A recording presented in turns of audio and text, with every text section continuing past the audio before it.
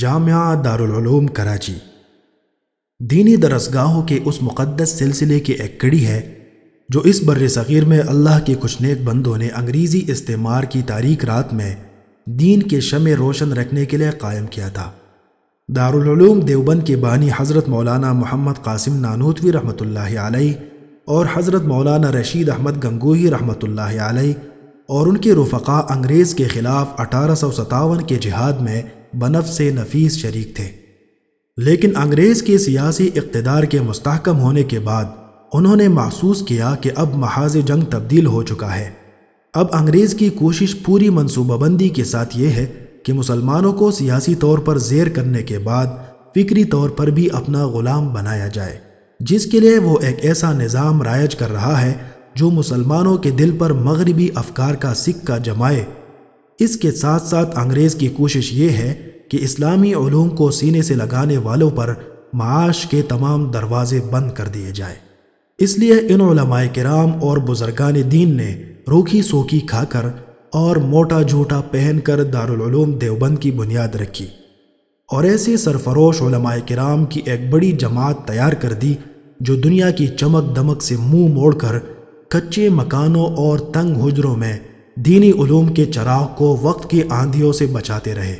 تاکہ اس سیاسی مغلوبیت کے دور میں مسلمان اپنی معاشرت، اخلاق، عبادت اور باہمی معاملات میں اسلامی احکام و اقدار کو چھوڑ کر غیروں کے طریقوں کی تقلید نہ کرنے لگے۔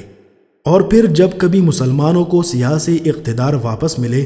تو انہیں سرور کونین محسن انسانیت حضرت محمد رسول اللہ خاتم النبیین صلی اللہ علیہ وسلم کا لایا ہوا دین اپنی صحیح شکل و صورت میں محفوظ مل جائے۔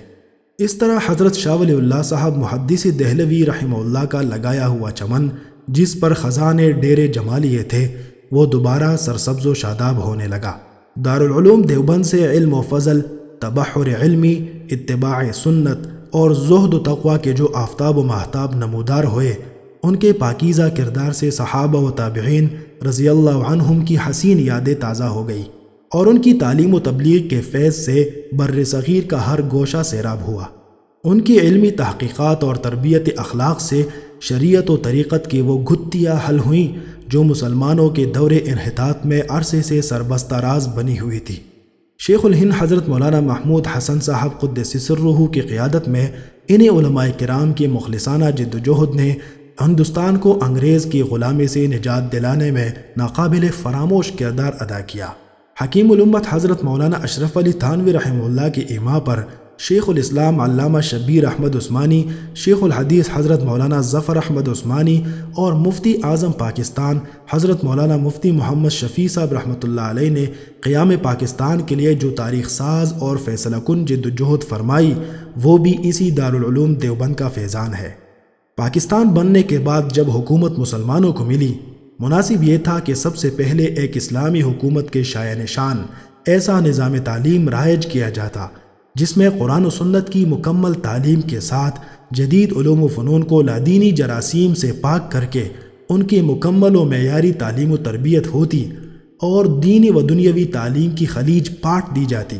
نہ یہاں دارالعلوم کی وہ حیثیت کافی تھی جو انگریز کے لادینی دور میں ہندوستان کے اندر مجبوراً رکھی گئی تھی، اور نہ علی گڑھ کی محکومانہ تعلیم کی یہاں کوئی گنجائش تھی، اور نہ ہی ندوہ کی وہ تعلیم کافی تھی جس میں اسلامی علوم میں سے صرف تاریخ و ادب کو اسلامیات کا محور بنا لیا گیا تھا۔ ضرورت اس کی تھی کہ دینی اور دنیاوی دونوں قسم کی مکمل معیاری تعلیم و تربیت پورے ملک میں عام کر دی جاتی، مگر پاکستان اپنی ابتدا سے لے کر آج تک مختلف پارٹیوں اور گروہوں کی رسہ کشی کے جس طوفان سے گزرتا رہا ہے وہ سب کے سامنے ہے۔ اس طویل عرصے میں یہاں کا نظام حکومت اور قانون بھی صحیح معنی میں مسلمانوں کے دل کی آواز نہ بن سکا، جس کا نتیجہ یہ ہے کہ آج تک انگریز کی ڈالی ہوئی داغ بیل پر یہاں کے اسکولوں کالجوں کی تعلیم جاری ہے، جو علوم و فنون کے ماہرین پیدا کرنے کے بجائے صرف دفتری ملازمین پیدا کر رہی ہے، اور وہ بھی نہایت ناقص انداز میں، اور دینی تعلیم و تربیت کا وہاں یا تو گزر نہیں یا ہے تو محض برائے نام۔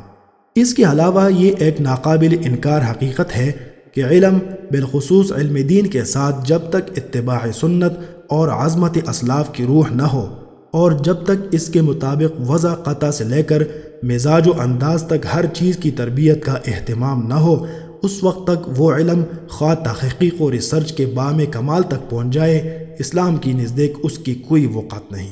انگریزی نظام تعلیم نے 1 صدی سے زائد کے عرصے میں دل و دماغ اس درجہ مسموم کر دیے ہیں کہ اگر بالفرض عام تعلیمی اداروں میں علوم اسلامیہ کی تعلیم کا انتظام ہو بھی جائے تو اتباع سنت، عظمت اسلاف اور ٹھیٹھ دینی تربیت کا وہ انداز جو اسلامی مدارس میں متوارث چلا آتا ہے اور ان مدارس کی حقیقی روح ہے، اس کے ان جدید تعلیمی اداروں میں مکمل طور پر منتقل ہونے کے لیے بہت طویل اور منظم جد و جہد کی ضرورت ہوگی، جس میں کامیابی کے آثار مستقبل قریب میں نظر نہیں آتے۔ اور جب تک عام تعلیمی ادارے اس ٹھیٹھ دینی مزاج و مذاق میں پوری طرح رنگ نہ جائے، اس وقت تک ایک موہوم امید کے سہارے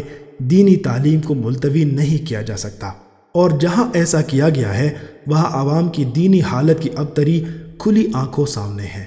اس لیے دین کی حفاظت کا جذبہ رکھنے والے علماء اور عوام نے پاکستان میں قدیم طرز کے اسلامی مدارس کا قیام اور ان کا جاری رہنا ضروری سمجھا۔ کراچی میں دارالعلوم کا قیام۔ ہجرت پاکستان کے بعد فقیہ الامت حضرت مولانا مفتی محمد شفیع صاحب رحمۃ اللہ علیہ نے 2 کاموں کو اپنا مقصد زندگی بنا لیا تھا۔ ایک پاکستان میں شریعت اسلامیہ کے نفاذ کے لیے جد و جہد، اور دوسرے کراچی میں یہاں کے شائع نشان دارالعلوم کا قیام۔ ابتدائی 2 سال تو قرارداد مقاصد اور اسلامی دستور کی جد و جہد جو انتہائی بے سر و سامانی کے ساتھ ہو رہی تھی میں اتنی مشغولیت رہی کہ دارالعلوم کے قیام میں کامیابی نہ ہو سکی۔ کراچی جو قیام پاکستان کے وقت پاکستان کا دارالحکومت ہونے کے علاوہ لاکھوں مسلمانوں کی عظیم آبادی کا شہر تھا، اس میں کوئی ایسا مرکز نہ تھا جو یہاں کی دینی ضروریات کی کفالت کر سکے۔ اس لیے شدید ضرورت تھی کہ یہاں کوئی ایسا مرکز قائم ہو۔ چنانچہ مفتی اعظم پاکستان مولانا محمد شفیع رحمۃ اللہ علیہ نے نہایت بے سر و سامانی کے عالم میں محض توکلاً علی اللہ صرف 2 اساتذہ اور چند طلبہ سے محلہ نانکواڑہ میں ایک پرانے اسکول کی بلڈنگ میں ایک مدرسہ اسلامیہ قائم فرما دیا، جس کا نام دارالعلوم کراچی قرار پایا۔ یہ دارالعلوم شوال 1370 ہجری بمطابق جون 1951 میں قائم ہوا۔ دارالعلوم کے قیام کے بعد پاکستان کے تمام صوبوں اور اضلاع سے طلباء جمع ہو گئے۔ مزید برآں Hindustan, Burma, Indonesia, Malaysia, Afghanistan, Iran, ترکی وغیرہ اسلامی ممالک سے طلباء کا رجوع ہوا، جس سے بحمد اللہ دارالعلوم کراچی نے بہت قلیل عرصے میں عالم اسلام میں دین کے مضبوط قلعہ کی حیثیت اختیار کر لی، جو دیکھتے ہی دیکھتے طلبہ علوم نبوت اور داعیان دین کا مرکز بن گیا، اور بظاہر ایک بڑی عمارت بھی طلبہ کی کثرت سے آمد کے سبب تنگ محسوس ہونے لگی۔ اللہ کے فضل و کرم اور حضرت مفتی صاحب قدس سرہ کی مسلسل دعاؤں اور ان کے جذبہ صادقہ کی بدولت کورنگی میں 56 ایکڑ کا وسیع رقبہ زمین مع ایک 2 منزلہ عمارت اور پختہ کنویں اور ڈیزل انجن وغیرہ کے جناب حاجی ابراہیم دادا بائی مقیم جنوبی افریقہ نے لوجہ اللہ خالصتاً دارالعلوم کے لیے وقف فرما دیا۔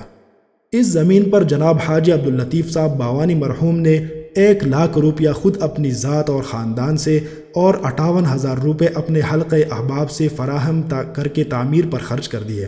اللہ تعالیٰ ان کو دارین کی جزائے خیر عطا فرمائے۔ چنانچہ 15 شعبان 1376 ہجری بمطابق 17 مارچ 1957 عیسوی کو دارالعلوم کورنگی کی موجودہ عمارات میں منتقل ہو گیا، اور نانکواڑہ میں حفظ ناظرہ اور تجوید و قرات کے شعبے باقی رہ گئے۔ جامعہ دارالعلوم کراچی پاکستان میں علوم دینیہ کا عظیم مرکز ہے۔ یہی وہ دارالعلوم ہے جس نے ہزاروں علماء، فضلاء، محدث، مفسر، فقیہ و ادیب، قاضی و مفتی، زہاد و اتقیاء، سرفروش مجاہدین اور مبلغین اسلام کی جماعت تیار کر کے ہر لمحہ دین کی حفاظت و اشاعت میں نمایاں حصہ لیا۔ یہ مرکز علم و حکمت اس مادی دنیا میں ایک روشن مینار ہے جس کی شعاع اکناف عالم میں پھیل رہی ہے۔ الحمدللہ علی ذالک۔